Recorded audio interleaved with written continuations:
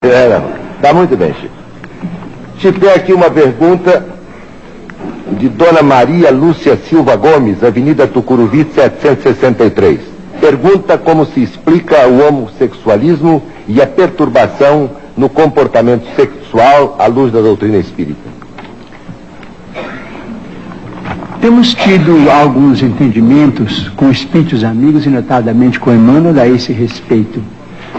O homossexualismo, tanto quanto a bissexualidade ou bissexualismo, tanto como a sexualidade, são condições da alma humana, não devem ser interpretados como fenômenos espantosos, como fenômenos atacáveis pelo ridículo da humanidade.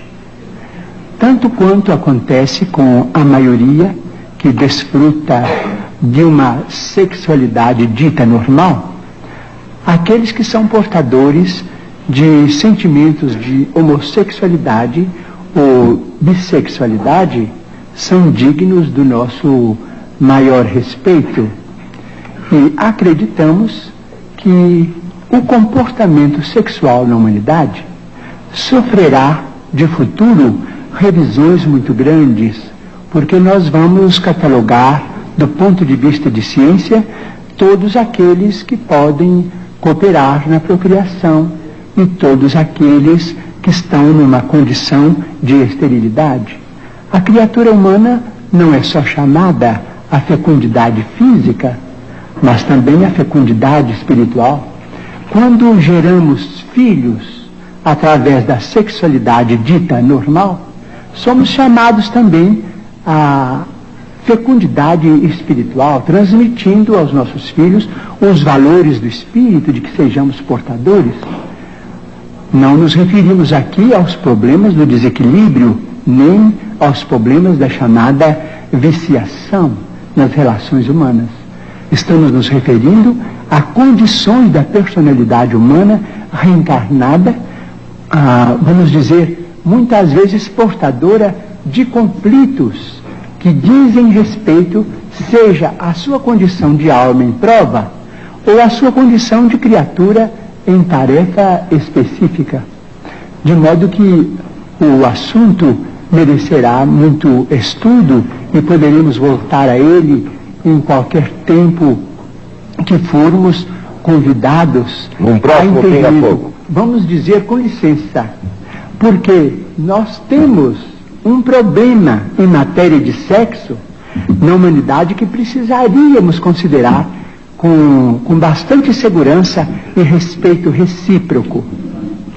Vamos dizer se as potências do homem na visão, na audição, nos recursos imensos do cérebro, vamos dizer, nos recursos gustativos, nas mãos, na tactilidade com que as mãos executam trabalhos manuais, nos pés, se todas essas potências foram dadas ao homem para a educação, para o rendimento no bem, isto é, potências consagradas ao bem e à luz, em nome de Deus, seria o sexo, em suas várias manifestações, sentenciado às trevas?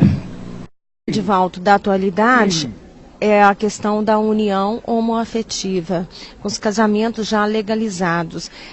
Como lidar com essa questão na atualidade?